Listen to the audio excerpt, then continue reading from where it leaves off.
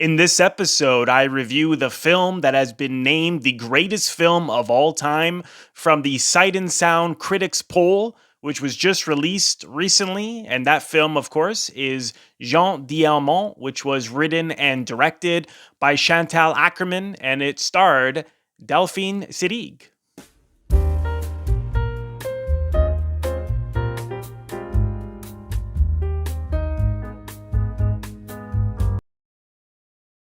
Welcome to Robert Bellissimo at the Movies. This is a YouTube video podcast exploring storytelling on film, as well as interviews with industry professionals who work in film, television, theater, among other areas of the arts. The Since Jean Diamant, I know it's a much longer title, which I have a hard time hard time saying, but most people call it Jean Diamant, who is the main character, the name of the character that Delphine Seyrig plays. And there's been so many arguments about this becoming the taking the number one spot. So much debate, and this is a film that since it came out has been debated and argued about, and people have all kinds of interpretations about it. And lists. I never really agree with lists. I mean, I have mixed feelings about it in some ways. I think it is good to look back at the history of film and look at what are really great movies, what are really great works of art. But to put it from a number one to a number 100, it's subjective at the end of the day. And even though many people vote on this poll, many people who know about movies, critics, this is the critics list, and of course in the directors list. Even still, that's still not a lot of people if you look at the population of the world. I mean, if everybody in the world voted for the greatest films ever made, who knows how many of these films would even be on that list. So at the end of the day, what does it really mean? So I think there's value to it, to looking at what some of the greatest films are, but ultimately it's up to you. I can't even say what I think the greatest film ever made is. I can say what my favorite films are, but even that changes. So it's hard to compare. Art is you can't compare art. I feel. And but this when since this film was released, it got me interested in seeing it again. And I've seen it once before, and like a lot of people, I didn't like it. And there are a lot of people who love it as well. And I had a really hard time with it. It's 3 hours and 22 minutes. I watched it in, I think, 3 sittings, definitely, if not 4 sittings. I had a really hard time with it. With all the films I've seen from Chantal Ackerman, I just thought, I love slow cinema, but I just was like, this is too slow. this is way too slow. But again, I thought, well, let me see it again. Let me check it out again. And I had a much different experience this time around, and I found myself loving the film. And I watched it in 2 sittings this time. I think I could have done it the whole way through, but I started it a little on the late side. So I thought, oh, if I had started this maybe earlier in the day, I could have went right through.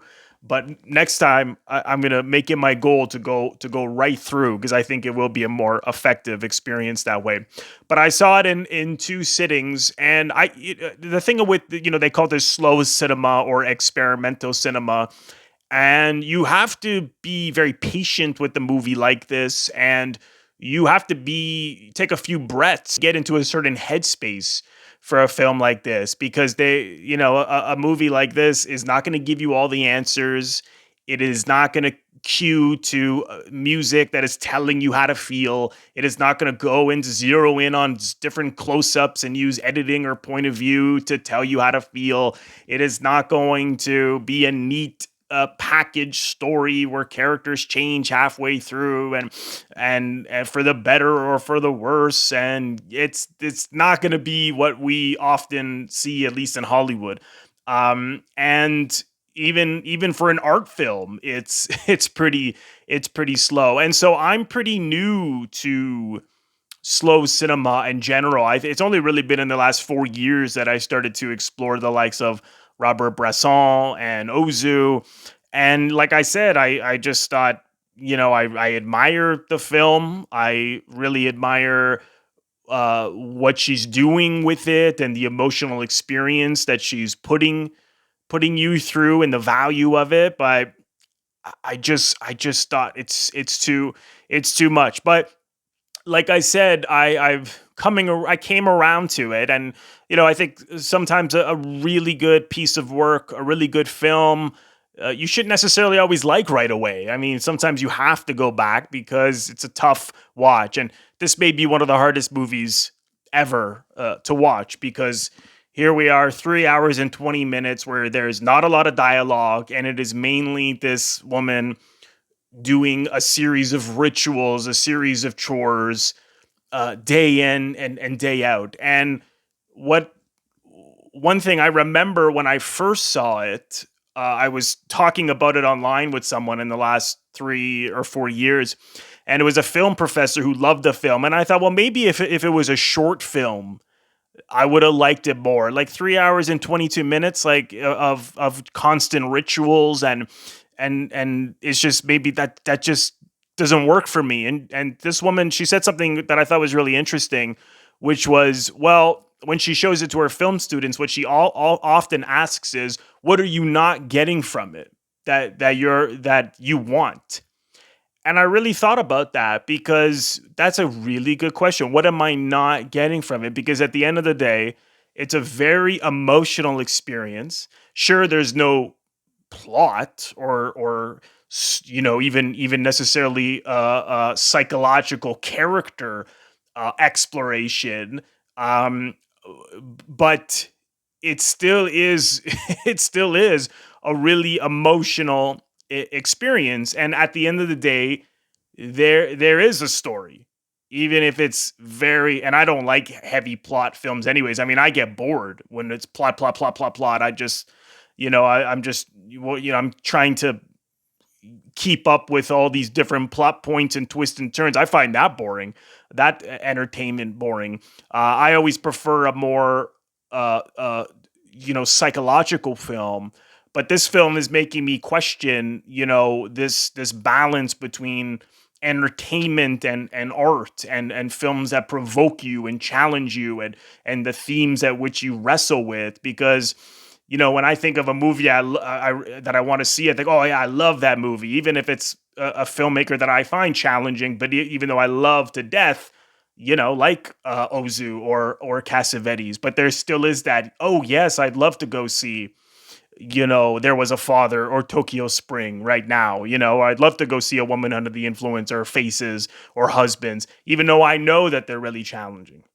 But is there something there that is less challenging because there's more, let's say, interaction in those movies? There's more character development. There's more you see different sides of people's personalities, which I often really like, which I find stimulating as well as emotional. And I thought, is there something entertaining about that? Maybe for me at the same time. However, one may view entertainment. Is entertainment just fun and exciting, or is entertaining to be stimulated by seeing different sides of personalities that bring you into a certain reality? So this film, again, this making me question my own taste.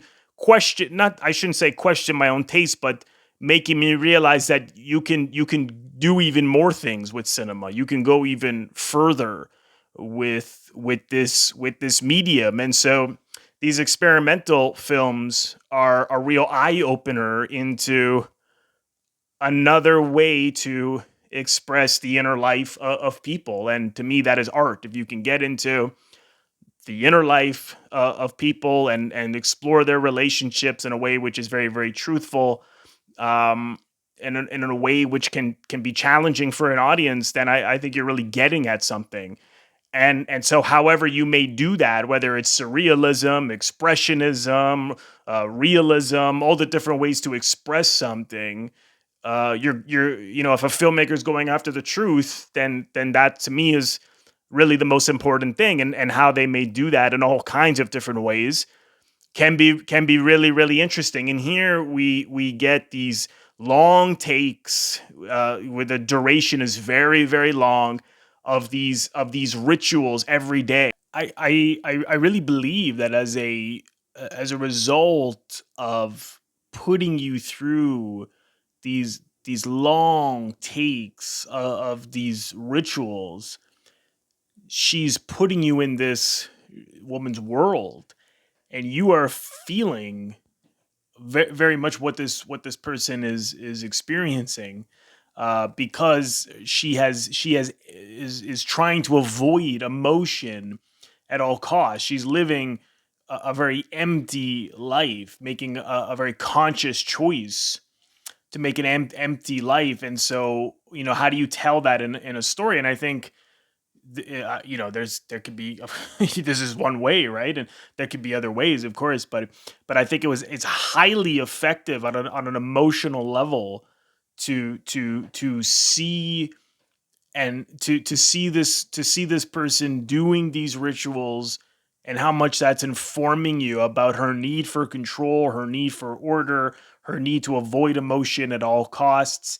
And so instead of just, if this was a half an hour film and they just really, just were these quick shots of her cooking or doing the chores, you wouldn't have felt it as much. I think, and that's what was interesting, is what I initially thought, well, as if it was a short film. But if it was a short film, it would have been really softening it. It would have just got the audience to understand the point of it, and you wouldn't have felt it as much. I don't think it would have been nearly as effective. And I think ultimately to portray this woman's story, um, is it's really challenging to do a film about people avoiding emotion at all costs, because as we know, stories are often the opposite, to get to the emotional life. And so in a way we're getting to the emotional life, but what the emotional life is a person avoiding emotions and feeling at all costs. So just by going and going and going and going. So I think making it 3 hours and 22 minutes, highly effective. I really, on an emotional level, I think it's a brilliant way to tell the story. Paul Schrader said something that because he's written a lot about slow cinema, and he said something really interesting, that, slow cinema, you go to those movies, whereas what he calls empathetic filmmaking, where, often they go to you, they tell you exactly how to feel, either with the editing, with the going for close-ups, with the music, everything. They give you everything, so you are not left um, where everyone's experience is pretty much the same. And I'm not knocking that, because it can be, obviously it has been done very very well. But now what's the difference here? How do you then flip it so the audience has to work here and go to the film, and ultimately there's more value in that, because ultimately you are wrestling more with the characters, and making all kinds of interpretations on your own. As Paul Schrader said, you're making your own movie. And so when I first saw this film, I thought, okay, is the purpose to show that women in society are forced to do all these chores because of the patriarchal society in which they live. That's what I often thought she was going for here, that it was a real feminist point of view. And even as she said, there's no message. It's not a message film. So what really is it then? And I had a different experience this time around. And I think that Robert Bresson said, our art lies in suggestions. If you don't tell everybody everything, then the audience becomes a participant and what it may mean. And there are not just one static meaning here. People, like I said, about interpretations about this film, different interpretations about this film since it was released. And I really thought that we have this woman who is in Belgium with her teenage son, and she's doing all these various chores that make breakfast, make lunch, make dinner, polish shoes, go to the grocery store, wake her son up, and turn tricks because she's also a prostitute. And what we find out is as she's having dinner with her son is that her husband died 6 years ago. She gets this letter from her sister who lives in Canada, Fernand. And this letter comes in, and she in the letter she mentions the fact that she says something along the lines of, my husband thinks a woman as attractive as you should, be with somebody. And mentions that the husband died. And so we get that information. And so she's a widow. She lives with her son. They live in a 1-bedroom apartment, and he sleeps in the living room on a pull-out couch. And she has the bedroom. And these chairs continue, and then chores continue throughout the film, and then we get information about her as the film progresses. And there's a really telling scene, really interesting scene when it takes place over a period of 3 days. So this on the first night, the son goes to bed, and so he starts to ask about the father. How did you meet? And things like that. And so she talks about how they met, and she talks a little bit about her childhood. Her parents died when she was very, very young. I don't know if that was a result of the World War II, because she mentions being liberated, and then she was living with her aunts. So we find that out about her, that her parents have basically not been around her entire life, most of her life. And so how did they die? Did they die in the war? You don't know, but she lives with her aunts, and then she met the man that she married, and her aunt, and he had money. Apparently he was well off, and the aunt said, you got to marry this guy because he's got money. And then he loses everything, and then she marries him. And the aunt, she was hesitant to marry him before. And the aunt said, what are you marrying this guy for? He's ugly, and he doesn't have anything. You can do, you could do a lot better. And so she does anyways. So what does that tell you? I mean, it tell that she was brought up to not marry out of love or feeling or connection with someone, but about what they have. So immediately that's making a choice that is an unemotional choice, that is a survival a choice. But what's interesting is that she marries him when he didn't have anything. So we find out she's lost her parents, she's lost her husband, and then the son asks, well, if he was so ugly, how did you sleep with him? And then she talks about sex. She says sex is just a detail. So what is a detail? Again, it's vague, right? Like, what does that mean? Does that means to her, it's just, is it another chore? Is it another ritual? Is it something you have to do? She mentioned she wanted to get married because she wanted to have a child. Now, why, did she want to have a child to busy her days? Did she really want to have a child? The reason I wasn't so sure about how much she really wanted to have a child was because her and her son seemed to not talk very much. I mean, she's immediately, as they sit down at the dinner table, he picks up a book right away, and it's so casual. It wasn't like he was trying to avoid her. You could tell by the way he did it that it was just what he does every single day. Sat down, picks up a book, and she says, "Oh, you can't read at the table." And they don't talk. There's nothing, she doesn't talk. She doesn't say anything. When they talk, it's very, very little. It's about the food or about his homework. And they seem to, it doesn't seem to bother them. And it's not that she's mean to him. It's not that that he's mean to her, or that there's necessarily any disrespect or distance, because they're very polite with one another. She kisses him goodnight.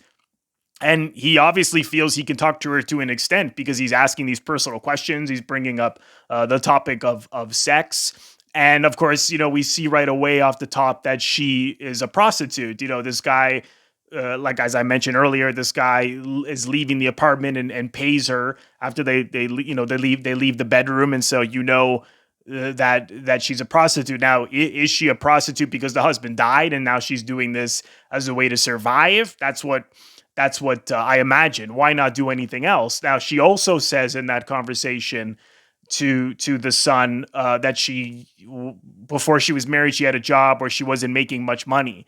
That she and so why there wasn't other opportunities.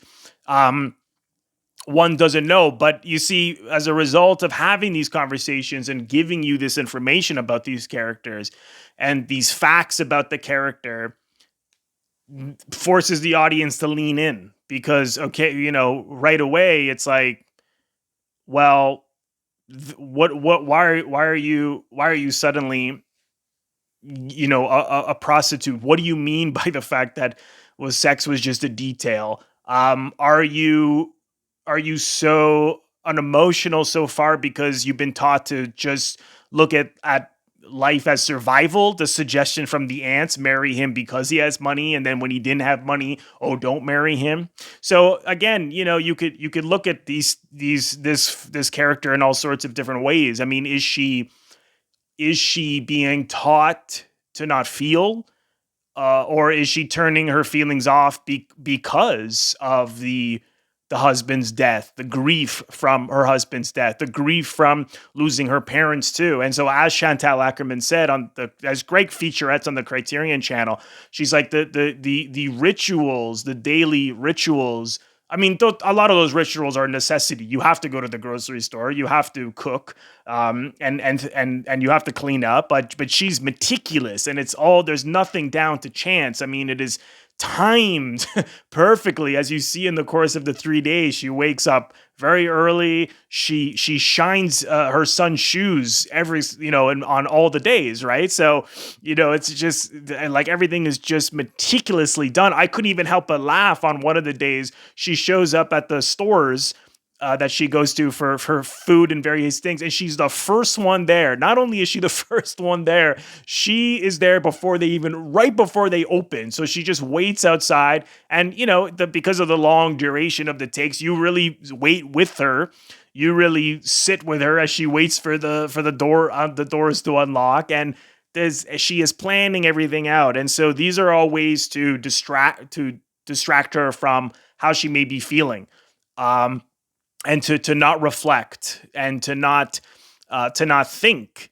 And so that's why she is just controlling every single day, every single aspect. And why is that? Because she's been taught that from the parents perhaps, or her aunts? Or is that because she can't deal with the fact that her husband was died? Even when she reads the letter out and the reference to the husband comes up, there's just no emotion. And the acting it's very much like the films in Robert Bresson's films, where everyone is very neutral. The actors are not trying to do anything or bring anything to it. It's eventually, the film, it begins to boil to a breaking point, which I'll get to. But it's again, it goes down to the minimalism. It's very, very minimal, very neutral. And again, as a result of that, you, the audience, are forced to go in. I mean, if Delphine Seyrig was there as Janine, crying or getting more frustrated, we may have a better idea as to what's going on. But she's so neutral, and also I love the way the framing is done. I mean, you get this camera doesn't move; it's static. And there's no close-ups. And often she's looking down too. Even when she's sitting and not doing anything, her eyes are downwards, right? So she's not letting you totally in. And it is such a frustrating experience, right? Because you want to go in. You're watching a movie of this character. You want to experience everything, and she's denying you that. So you go in. It's like meditating, this film, because your mind will wander. You gently bring it back to your breath, I should say. Anytime I was trailing off, boom, I went right back. And there's something really captivating about it, and something that is very emotionally gripping, because if you pay attention to it, you're in her world. You are with this woman for for these 3 days and these long takes of making the veal cutlets. And I love the detail. She overcooked the potatoes, and then she says to her son, "I overcooked it a little. We could have made mashed potatoes, but that's what we're having tomorrow." So she knows all the entire schedule for the week. And it's not, there's nothing, I mean, I was reading that some at the time, and people thought, "Oh, this character is crazy." It's like, there's nothing crazy about her. I mean, people do that all the time. I mean, people, it's not uncommon. It's very common for people to um, check off from their feelings, to not want to feel, to not want to reflect, to avoid anxiety at all costs. And so she keeps moving. She's moving. She's moving. She's moving. And yeah, the chores, I mean, that's what the interpretation that some people had was like, "Oh yeah, she's showing, they show that, the feminism is that, oh, we're forced to be housewives, and look how awful this is." And I didn't see it that way at all. And Chantal Ackerman said these are the women that she knew growing up. This is what they did. They cooked, they cleaned, they did the beds. They were constantly moving, constantly busy. And myself, who's has a son, and and a wife, and yeah, chores, they are taxing. And sometimes you feel like you don't stop. You got to go to the grocery store to get more food. There's laundry, there's vacuuming, there's dishes, and it's as you go and you go and you go. But there is something that is calming about it. You really see that in this character. That's why she's so calm, brushing her hair, doing the laundry, checking the mail, going to the grocery store, making dinner, polishing the shoes, everything. She's so very calm. And on the third day, this is when things begin to slip, is because she does things, she gets up a little earlier, she finishes things quicker, and so she sits. You see her sitting at that cafe at one point, and you begin to see, like, she looks concerned. At least that's my impression. Again, she doesn't zero in on her into a like extreme close up or anything, so you don't, you have to make your own judgment call. But she looks worried. She looks anxiety driven. It's because now, my chores are done, and my next chore isn't for another little while. So now what? And so she sits and she worries. And as much as chores may be boring and taxing, like I said, there is something soothing and relaxing for myself, folding laundry, or doing dishes. It's like my wife will sometimes comment. She'll notice me folding.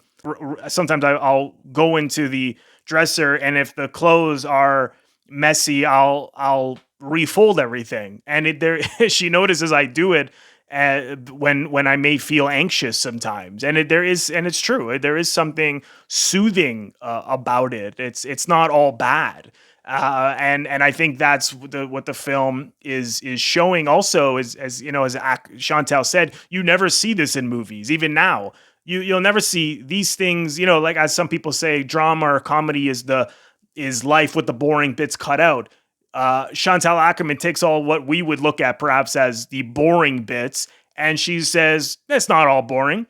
There is a lot of value to these chores, and I think that's really really interesting, and at the same time has this calming feel, but also has this feeling of impending doom, because the third day things begin to change. And it's because what happens is, and when you never see her have sex with the men who come into her place. You see 3 different men. You only see the sex she has with the third man, and you don't see any of that. But after the second one, now correct me if I'm wrong, but I didn't see or get a strong impression that she had an orgasm from the second client.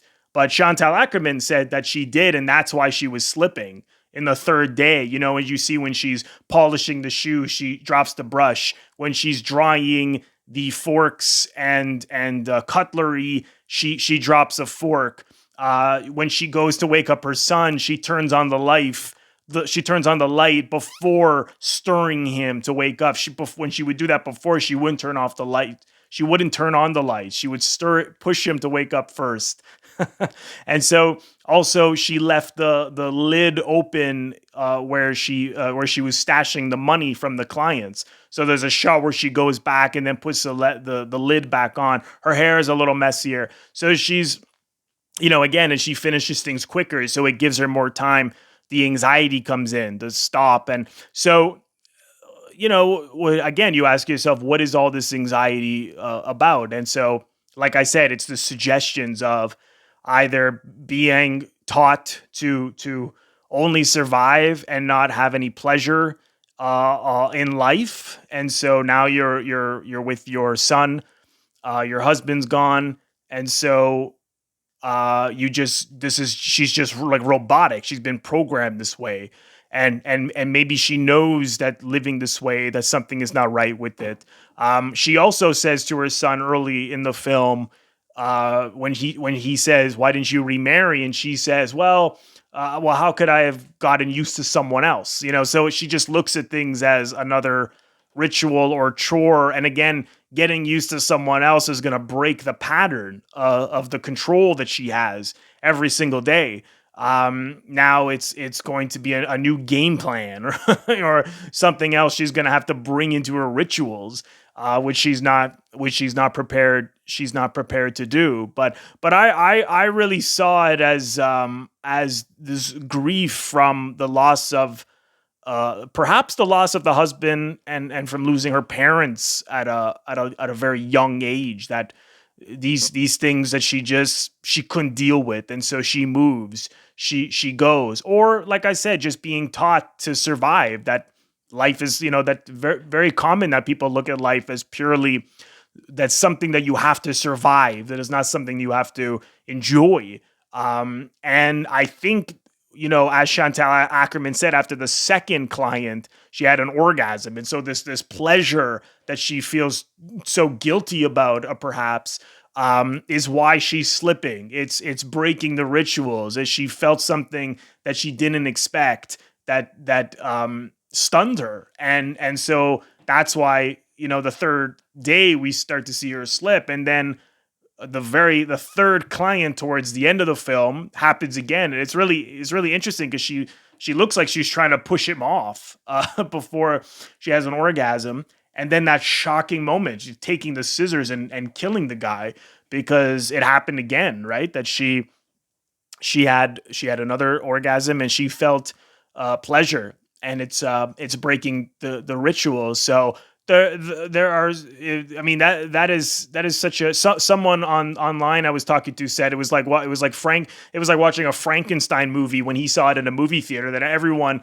it's so unexpected that she goes and gets scissors, this woman who's been so quiet the whole film, and just kills this guy, stabs him. And then of course that last shot, which lasts 7 minutes, I believe, correct me if I'm wrong, of her just sitting, it's a beautiful shot though, in the dining room alone, sitting with the anxiety, or perhaps she's calmer, that she got something out.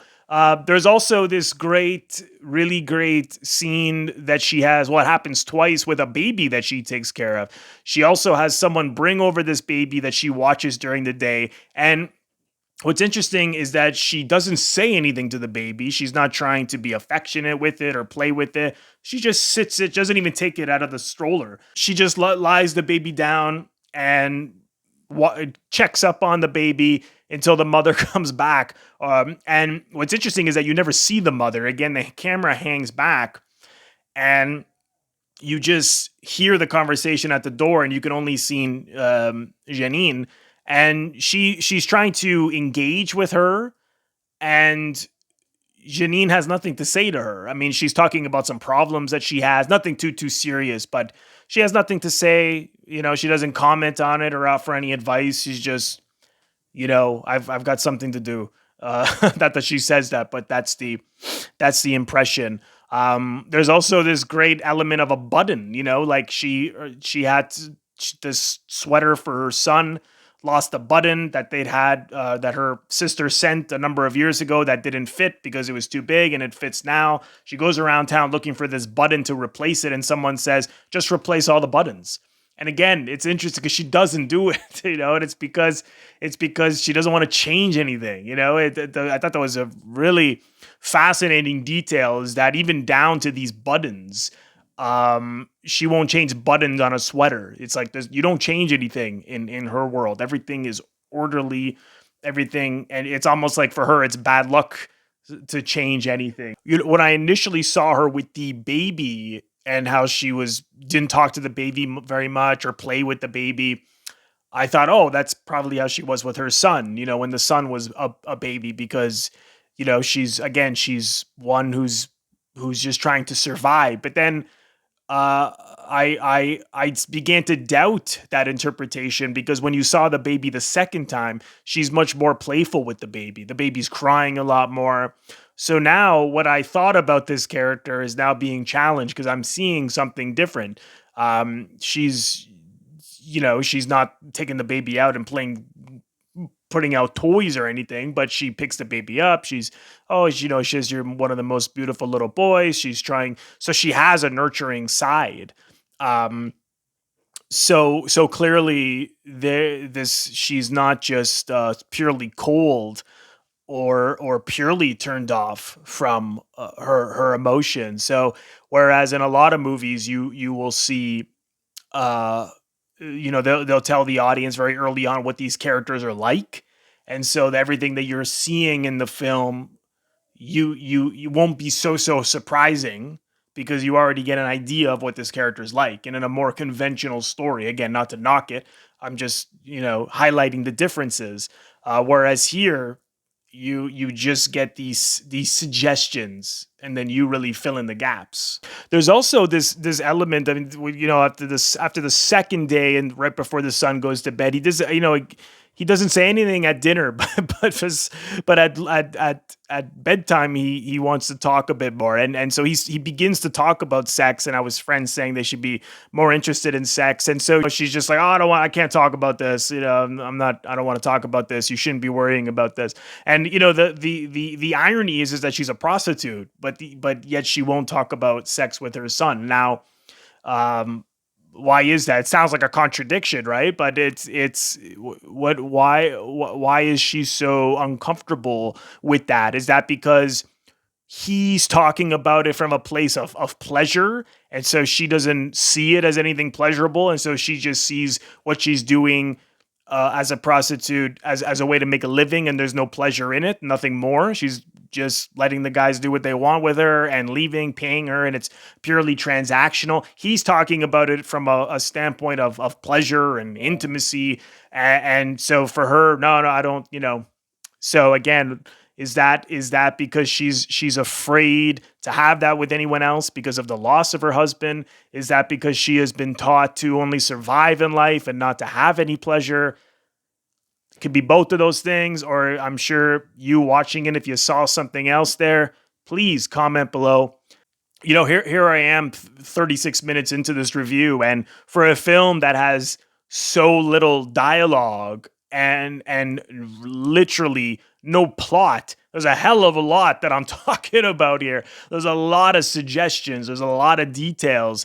There's so much. I mean, it is quite fascinating to me. And I know Chantal Ackerman, when she was living in New York in her early 20s, she's only 25 when she made this film. She was watching a lot of experimental films and shows. She got really fascinated by them and wanted to make one. And so it's, I could never just say, well, this is what this is about. This is what this character is about. Everything I'm doing is what Paul Schrader said. I'm making my own movie, right? I'm making my own interpretations, and I don't even necessarily have one. I think there's possibilities. Ray Carney talked about this as well.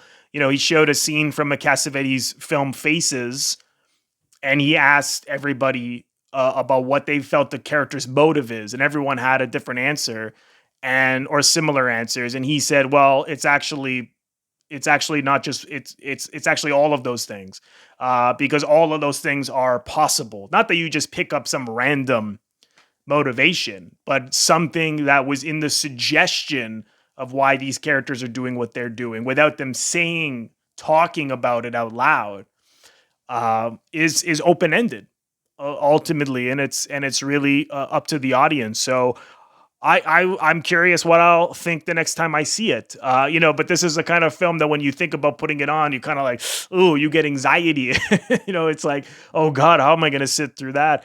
It's so challenging, but I think that's a good thing. I think that is ultimately what you want from art. I think you want it to be both stimulating and deeply emotional. You don't want it to just be stimulating because then it's just purely intellectual. You want it to be, I think, both of those things. But I think ultimately what's important is that you feel it. Even if, and yes, I will admit it is boring at times, but I don't think that's a bad thing. I mean, I think, we can't, I would be lying to say that this is exciting. Every scene is so exciting, but I did get bored at times, but like I said, I was often very invested and really zero it in on this woman, and it's like I said, it's like meditating, and I found it to be a really overall mostly a very enriching experience. And so my opinion of this film is much higher now, and I really want to see more of her films. Like I said, I've seen about four of her movies, 4 or 5 actually, so I'm going to certainly jump back in and explore them much more, because I think that she's a great filmmaker, and that this film really put her on the map. At the time, it got a lot of attention, and it rightfully so. So it's fantastic. So if you haven't seen it, you can watch it on the Criterion channel. Do I think it's the greatest film of all time, or that it should be number one? I have no idea. I'd be lying if I would say yes or no. I don't know. These lists, what do they mean? I have mixed feelings about lists in general, but what the good thing about this is that it got me interested about this list is that it got me interested in seeing it again. And I'm not sure when I would have revisited it. And I'm still wrestling with this character. I may wake up tomorrow and have and see something will wash over me that I didn't see, or certainly I'm sure on the next viewings, I will see more and more. So whether it's about trauma from losing loved ones, and so you got to move to not deal with it, or it's about someone who's just taught to live a robotic program life and feels guilty about any kind of pleasure. It could be both. It could be both of those things. Whatever the audience feels. So thank you so much, everyone, for watching. Please comment below if you've seen this film. Let me know what you think. Thank you for watching. I hope that you've enjoyed this review. I want to thank all of my members on Patreon. If you're interested in becoming a member of my Patreon, head over to the link patreon.com/Robert Bellissimo at the movies for full details. And lastly, if this is your first time here on my YouTube channel, please consider subscribing by pressing the Robert Bellissimo at the movies logo. You will see it floating above my head in the top left corner to your top left in just a second. Just click on that and then click the bell in order to get a notification every time I release one of my new episodes or when I go live. Thank you so much, everyone. I will see you in the next episode.